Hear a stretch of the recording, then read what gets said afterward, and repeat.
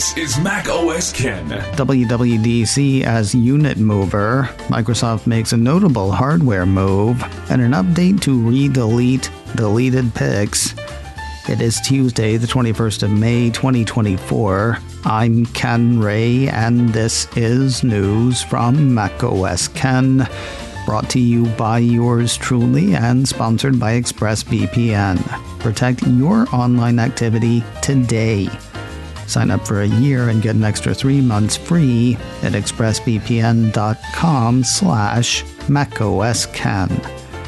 This show is also supported by people like you, patrons through Patreon. Find out more and add your support at patreon.com/macOSCan. Melius research analyst Ben Reitzes is really excited about WWDC, and you will never guess why. Of course you will, it's artificial intelligence.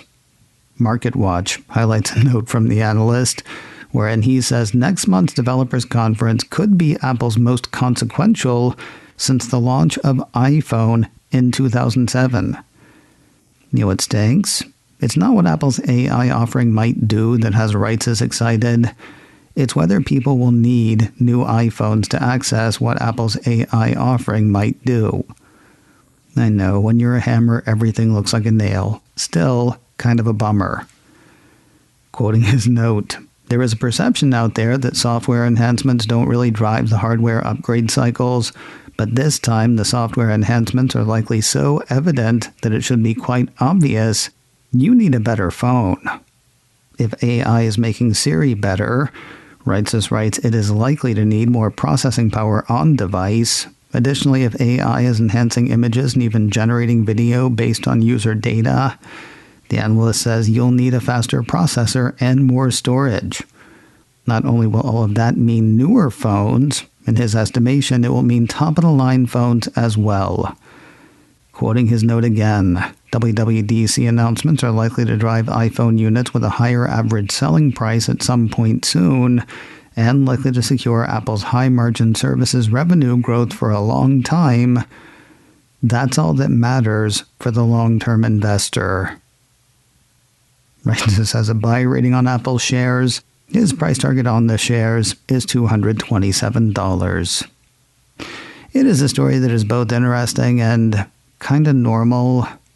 9to5Mac cites a report from the Taiwanese site Economic Daily News that says Apple COO Jeff Williams was recently in Taiwan for a meeting with TSMC CEO C.C. Wei. According to the report, it's being speculated that the meeting may have been to agree a deal for Apple to reserve all of TSMC's 2nm capacity in the same way it reportedly did with 3nm tech. 9to5Mac sees plenty of reasons that would make sense, including making sure Apple has enough processors for its consumer products, as well as having enough to power AI initiatives on the server side. Additionally, the piece points out that locking up all of TSMC's 3nm processors kept rivals from catching up on speed. There seems little reason that would not work again if Apple locks up the 2nm chips. While future iPhones are neat, Apple has phones it would like to move right now, please. That's led to a couple of notable price moves from the Cupertino company. We start in China, where, according to a piece from Mac Rumors, Apple has launched another round of steep discounts for the iPhone 15 line. The piece says the price cuts are a bid to boost sales in its biggest smartphone market and counter a strong showing by Huawei. According to the report, Apple's official store on Alibaba's Tmall site has the Cupertino company cutting hundreds of dollars off the price of units in the iPhone 15 line. For example, a 256GB iPhone 15 Pro Max has dropped from just under $1,400 US to just under $1,200. Meanwhile, a 128GB iPhone 15 has seen its price drop from just under $830 to just over $630. To be clear, these are sale prices, not ever-after reductions. Mac Rumor says the promo runs through the 28th of May. Along a similar line, the rumored increase in trade-in values for iPhones past has come to pass. I told you yesterday of a rumor that said Apple was increasing the trade-in value of older iPhones when customers buy any iPhone 15 model in the US and Canada. Now, a piece from Apple Insider indicates that was partly true. While trade-in values on iPhones from the third-generation iPhone SE through the iPhone 14 Pro Max have increased, they're not just for iPhone 15s. The Apple Insider piece says folks looking to barter can apply the trade-in credit to any available iPhone, not just Apple's latest. The values did not go up a lot. The biggest increase was an added $30 for the iPhone 13 mini. Most phones only went up $10, with a couple rising $20. The Apple Insider piece indicates that one might get a better deal through carriers or even by selling the old phones on eBay. That said, folks who want to go Apple's way have a couple of weeks to do so. Apple's trade-in price increases are set to expire on the 3rd of June. Evercore analyst Amit Daryanani issued a note on Monday that was not focused on iPhone. Interestingly, it wasn't focused on the App Store either. Apple 3.0 ran part of a note he wrote, wherein he said the thing most investors do not get fully is Apple's payments business. Speaking with someone who used to work building payments products at Apple, the analyst says the call added to their conviction that Apple has some solid growth runway around Apple Pay business-to-consumer payments and potentially business-to-business payments over the long term. The way he and his see it, Apple's payments business remains largely underappreciated by investors, as there is a ton of space in the broader payments ecosystem for Apple to set up toll booths. Daryanani has an outperform rating on Apple shares. His price target on the shares is $220. More news in a moment, but first a word from today's sponsor, ExpressVPN. Whether comparing prices, researching something sensitive, or just playing it safe, there are lots of reasons to keep your online activity private. Put a different way, VPNs are not just for the airport, hotel, or coffee shop anymore. Even using a private window or incognito mode doesn't keep your ISP from seeing where you're going. And here in the States, that is information your ISP can sell to ad companies. I would rather they didn't, which is why I use ExpressVPN, either in public or at home. ExpressVPN routes your internet connection through their secure servers, so your ISP can't see the sites you visit. With some VPNs, that privacy comes at the expense of performance. Not so with ExpressVPN. Seriously, if I didn't know it was on, I wouldn't know it was on. And yet I keep it on all the time. And it's available on all your devices, phones, computers, smart TVs.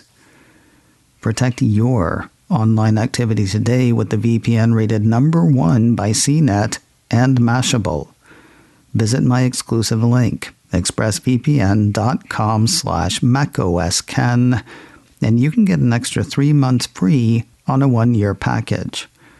That's EXPRESS, expressvpn.com/macOSKen to learn more.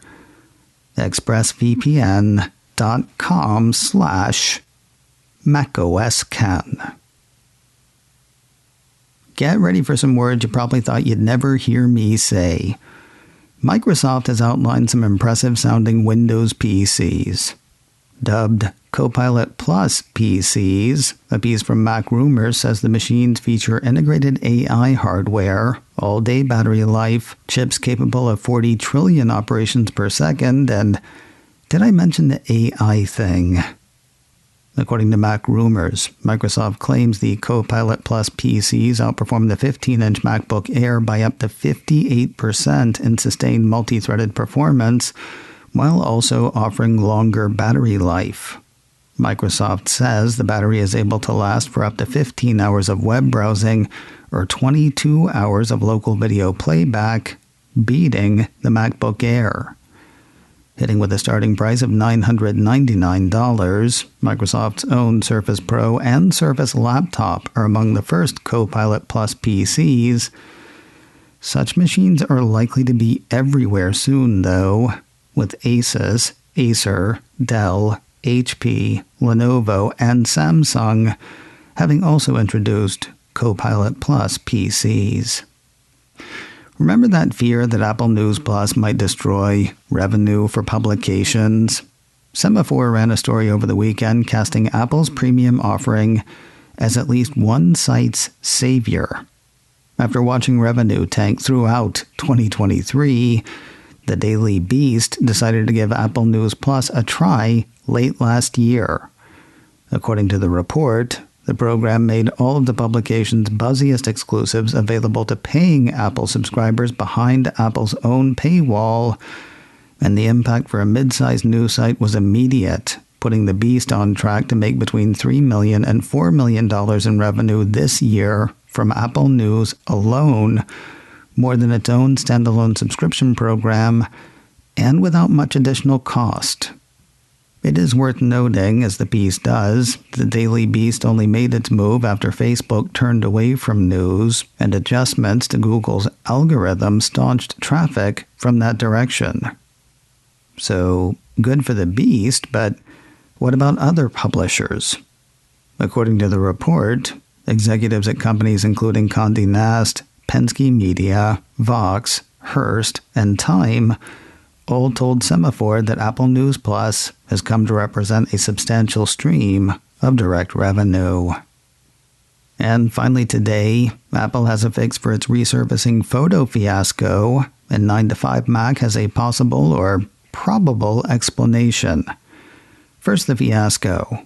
Last week, a number of reports, including one from Apple Insider, had folks on Reddit saying that deleted and sometimes embarrassing photos had resurfaced in their iPhotos libraries after the OS updates issued by Apple last week. There was also one report of the same thing happening to old voicemail messages, though I haven't seen anything else about that. Apple has now addressed the issue with a minor update. The 9to5Mac piece I mentioned a moment ago says the Cupertino company has released iOS 17.5.1 and iPadOS 17.5.1 as well, according to a piece from Apple Insider. Those are specifically to address the photo fiasco. According to the update's release notes, the update provides important bug fixes and addresses a rare issue where photos that experience database corruption could reappear in the photos library, even if they were deleted. As these stories mounted last week, I asked two questions.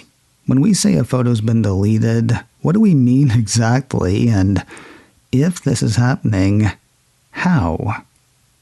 9to5Mac's Zach Hall tackles both.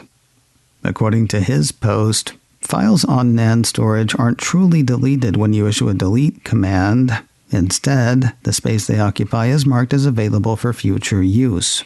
The actual data remains intact until new data is written over it, which is why specialized software can often recover deleted files. While Hall says Apple is clearly embarrassed by the bug, as it does not meet their mark for privacy, he also seems to give them a pass because they didn't mean to. No, he says, Apple isn't secretly keeping deleted photos.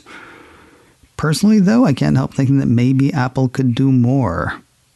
According to Hall's description, that picture of me from 2 years ago that I tell iOS to delete for whatever reason should be inaccessible, but stays right where it is, waiting for specialized recovery software, a glitch that resurfaces it, or to be overwritten. Why doesn't iOS overwrite it? Overwrite it with black. Overwrite it with gray. Overwrite it with Photoshop checkerboard patterns. Do that, then mark the space as available for future use. Hall says the bug occurred on device and had no involvement with iCloud, except for the part where it actually did.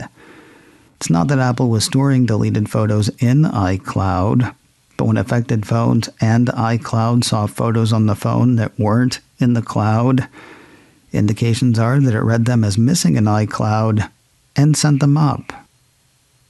How big a deal is this? Well, it doesn't deserve a gate suffix, if that's what you're thinking. Still, it kind of feels like when an iPhone user deletes a photo, Apple could do something about making sure it's deleted. macOS Ken, brought to you by me and sponsored by ExpressVPN. Sign up for a year and get an extra 3 months free at expressvpn.com/macOSKen. This show is also supported by people like you, patrons through Patreon. Find out more and add your support at patreon.com/macOSKen. Advertising handled by Backbeat Media, online at backbeatmedia.com. You can reach me a couple of ways. Info at macosken.com or call 716-780-4080. Until next time, that is news from macOS Ken.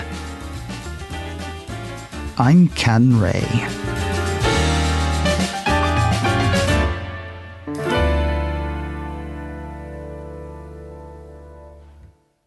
Ciao.